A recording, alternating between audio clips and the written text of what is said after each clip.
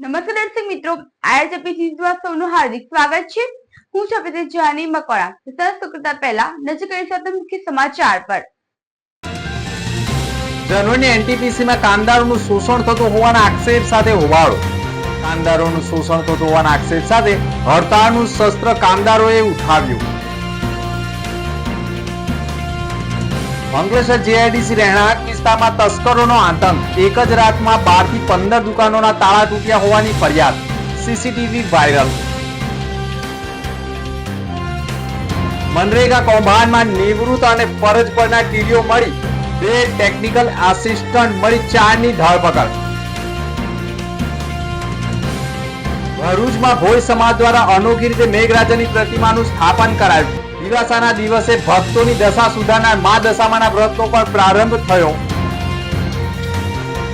અંકલેશ્વર જીઆઈડીસીના રહેણાંક વિસ્તારોમાં રાત્રિ દરમિયાન તસ્કરોના ખાખા ખોળા જોવા મળી રહ્યા છે। રહેણાંક વિસ્તારમાં આવેલા એક શોપિંગ કોમ્પ્લેક્સમાં રાત્રિના સમયગાળા દરમિયાન તસ્કરોએ અનેક દુકાનોના તાળા તોડ્યા હતા। જો કે માલમત્તાની ચોરી થઈ હોવાનું જાણવા મળ્યું ન હતું, પરંતુ અંકલેશ્વર જીઆઈડીસી રહેણાંક વિસ્તારમાં આવેલા 2 શોપિંગ એટલે કે કોમ્પ્લેક્સની દુકાનોમાં તસ્કરોએ ચોરી કરવાનો નિષ્ફળ પ્રયાસ કર્યો હતો।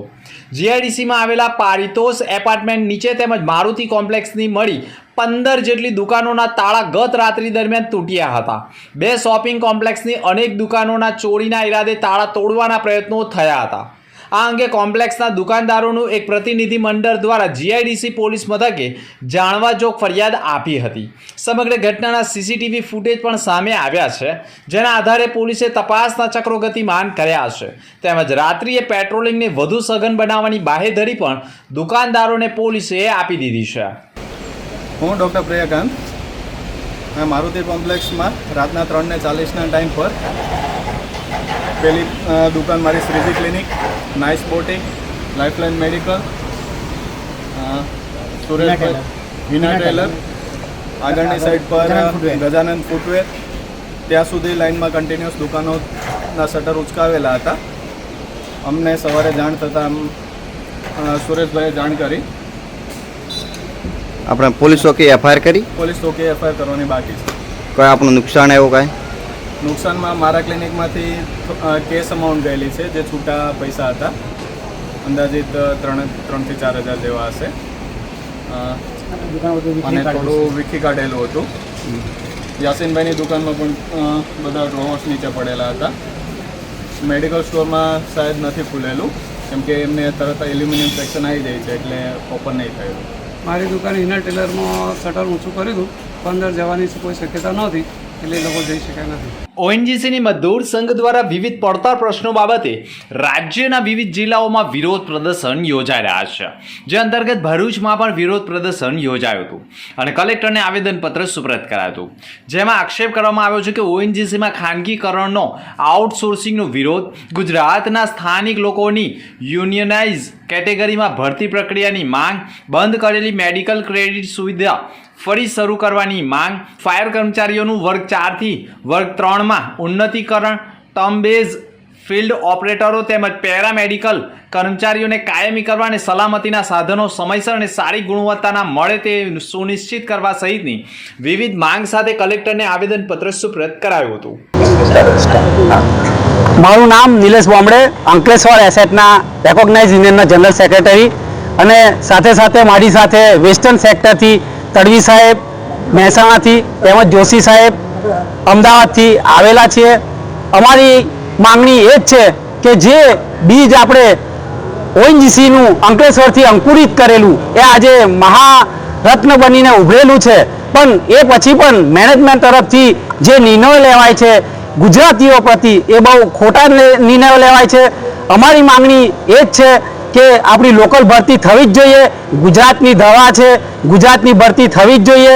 અમારા ગુજરાતની અંદર જે આ મોટું આંદોલન સ્વરૂપ એટલા માટે લીધું છે કે આખા ભારત દેશની અંદર સૌથી વધારે પ્રોડ્યુશન એસેટો અંકલેશ્વર, ખંભાત, અમદાવાદ, મહેસાણા અને આખા ભારત દેશની અંદર જો આવું પ્રોડ્યુશન થતું હોય અને એનું જો ખાનગીકરણ થતું હોય તો એને અમે સખત શબ્દોમાં વિરોધ કરીએ છીએ। ભરૂચ જિલ્લામાં અષાઢ વદ અમાસ એટલે દિવાસો અને આ દિવાસાથી ધાર્મિક માસનો પ્રારંભ થવા સાથે ભક્તોની દશા સુધારનાર દશામાના વ્રતનો પણ પ્રારંભ થતો હોય છે અને ભક્તોએ માતાજીની ભક્તિભાવપૂર્વક સ્થાપના કરી 10 દિવસ માતાજીની ભક્તિ સાથે ઉપાસના કરી અંતિમ 10 દિવસ બાદ દશામાનું વિસર્જન કરી વ્રતની પૂર્ણાહુતિ કરનાર છે. ભરૂચ સહિત ગુજરાતભરમાં દશામાના વ્રતનો મહિમા વધી રહ્યો છે. સાથે અષાઢી વદ અમાસે માતાજીના વ્રતનો પ્રારંભ થાય છે અને અંતિમ પૂર્વ સંધ્યાકાળ સુધી ભરૂચમાં પણ બજારોમાં માતાજીની વિવિધ વાહનો સાથે ઢોલ નગારા સાથે અબીલ ગુલાલની છોડો વચ્ચે પોતાના ઘરે માતાજીને વાતે ગાતે લઈ જતા જોવા મળ્યા હતા. સાથે બીજા દિવસે અષાઢ વદ અમાસની સવારે દશામાના વ્રતનો પ્રારંભ થતો હોય છે. દશામાનું વ્રત કરતા ભક્તો પોતાના ઘરે અવનવા ડેકોરેશન સાથે દશામાની સ્થાપના કરી વ્રતનો પ્રારંભ કર્યો હતો અને 10 દિવસ દશામાં માતાજીની પૂજા અર્ચના ઉપવાસ ઉપાસના કરી માતાજીની ભક્તિમાં લીન બની અંતિમ 10 દિવસ બાદ 11મા દિવસે સૂર્યોદય થતાં પહેલાં દશા માતાજીની નદીમાં વિસર્જન કરી વ્રતની પૂર્ણાહુતિ કરી વ્રતનું સમાપન કરનાર છે. સમગ્ર દુનિયામાં અનેક યુવાનો રૂપિયા કમાવા માટે ઓનલાઈન ગેમના ચક્કરમાં આવીને લાખોમાં દેવામાં ડૂબી જઈને મોતને વહાલું કરવાના અનેક કિસ્સાઓ સામે આવ્યા છે. આવો જ એક કિસ્સો આમોદ તાલુકાના વાસણા ગામમાં સામે આવ્યો છે. જેની મળતી માહિતી અનુસાર વાસણા ગામમાં રહેતા 21 વર્ષીય રાહુલ કુમાર રાજુભાઈ વસાવા નામના યુવક મોબાઈલમાં એવિએટર નામની ઓનલાઈન ગેમ રૂપિયા કમાવા માટે રમતો હતો. જોકે રાહુલ ઓનલાઈન ગેમમાં રૂપિયા હારી ગયો હતો, જેથી આર્થિક નુકસાનથી હતાશ થઈને તેણે પોતાના જ ઘરમાં દોરડા વડે ગળે ફાંસો ખાઈ જીવન ટૂંકાવ્યું હતું.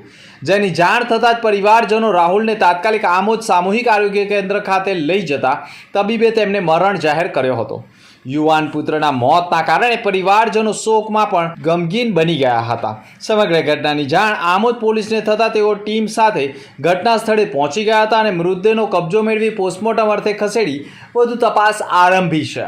ભરૂચ જિલ્લાના મનરેગા કૌભાંડ એટલે કે મહાત્મા ગાંધી રાષ્ટ્રીય ગ્રામીણ રોજગાર ખાતરી યોજના હેઠળ થયેલા કથિત ભ્રષ્ટાચારના કૌભાંડમાં એસઆઈટીની ટીમે વધુ 4 આરોપીઓની ધરપકડ કરી લીધી છે. જેનામાં 2 ટેકનિકલ આસિસ્ટન્ટ તથા 2 ટાઉન ડેવલપમેન્ટ ઓફિસર એટલે કે ટીડીઓનો સમાવેશ થાય છે. ધરપકડ કરવામાં આવેલા આરોપીઓમાં ટેકનિકલ આસિસ્ટન્ટ તરીકે ફરજ બજાવતા શોએબ મોહમ્મદ યુસુફ અને હરેન્દ્રસિંહ પરમારના નામનો સમાવેશ થયો છે. ઉપરાંત નિવૃત્ત ટીડીઓ મહેશ પરમાર અને હાલમાં નેત્રંગના ટીડીઓ તરીકે ફરજ બજાવતા મોહમ્મદ સહલ ઇસ્માઇલ પટેલની પણ ધરપકડ કરવામાં આવી છે. પોલીસ પાસેથી મળતી માહિતી અનુસાર સમગ્ર કૌભાંડમાં મનરેગા યોજના હેઠળ કામો ફાળવવા, તેના મંજૂરીના ચૂકવણા અને કામોની પૂર્ણતા બાબતે થયેલી ગેરરીતિઓ આ વ્યક્તિઓએ સંડોવાયેલા હોવાની શક્યતાઓ સામે આવી છે. હાલમાં પોલીસે 4 આરોપીઓની વિગતવાર પૂછપરછ શરૂ કરી છે. આ કેસમાં અગાઉ પણ કેટલાક સરકારી કર્મચારીઓ સામે કાર્યવાહી થઈ ચૂકી છે અને હમણાંની ધરપકડ સાથે તપાસ વધુ ઊંડી બનાવી દેવામાં આવી છે. ભવિષ્યમાં વધુ અટકાયતો થાય તેવી સંભાવનાઓ પણ હાલ વર્તાઈ રહી છે. ભરૂચ શહેરના ભોઈ સમાજ દ્વારા પરંપરાગત રીતે દર વર્ષે નિર્માણ થતી અનોખી મેઘરાજાની મૂર્તિનું આ વર્ષે પણ ભવ્ય નિર્માણ કરવામાં આવ્યું છે. ઐતિહાસિક રૂપે જાણીતી આ પ્રતિમા વિશ્વમાં અનન્ય ગણાય છે, કારણ કે છેલ્લા અનેક વર્ષોથી એક જ પ્રકારનું મુખારવિંદ અને શૈલીમાં આ પ્રતિમા ભરૂચમાં તૈયાર થાય છે. ભોઈ સમાજના મહેનતી કલાકારો અને યુવાનો દ્વારા વર્ષોથી જીવંત રાખવામાં આવી રહેલી આ પરંપરા ભક્તિ, કળા અને સામુદાયિક સંસ્કૃતિનો જ્વલંત પ્રતીક છે. મેઘરાજાની પૂજા ખાસ કરીને વરસાદ માટે પ્રાર્થના સ્વરૂપે કરવામાં આવે છે અને આ ભવ્ય પ્રતિમા ભક્તો માટે આસ્થા અને શ્રદ્ધાનું પ્રતીક બની ગઈ છે. મૂર્તિ નિર્માણની પ્રક્રિયા પૂર્ણ થયા બાદ ભક્તિપૂર્વ શોભાયાત્રા પણ કાઢવામાં આવે છે. મેઘરાજાની મહારૂપે મહાઆરતી સાથે ગીતો અને સાંસ્કૃતિક કાર્યક્રમોનો પણ સમાવેશ થશે. ભોઈ સમાજના અગ્રણીઓએ કહ્યું હતું કે આ પરંપરા ભૌતિક વરસાદ કરતાં પણ વધારે રીતે આત્મિક શાંતિ અને સમુદાય વચ્ચે એકતાનો સંદેશ આપે છે. ભરૂચ શહેર માટે આ પર્વ એક ઉત્સાહ સમાન બની ચૂક્યું છે અને દર વર્ષે હજારો લોકોએ મેઘરાજાના દર્શન કરી કૃપા મેળવવાના પરંપરા પણ જાળવી રાખી છે. રાજ્યમાં વહેલા વરસાદે દરિયાના ખારા પાણીમાંથી નદીના મીઠા પાણીમાં આવતી હિલ્સા માછલીને અનુકૂળ વાતાવરણ પૂરું પાડ્યું હતું. ભરૂચ જિલ્લાના 25,000 માછીમારોએ દેવપોઢી એકાદશીથી દરિયાદેવ અને નર્મદા મૈયાનું પૂજન કરી વિધિવત માછીમારીની મોસમનો શુભારંભ કર્યો હતો. વહેલા વરસાદ અને વધારાના જુવાળે માછીમારોને હિલ્સાની મબલખ આવક થતાં જ ગેલમાં આવી ગયા છે. પ્રતિ કિલોએ હિલ્સાનો ભાવ ₹1200 પહોંચ્યો હતો.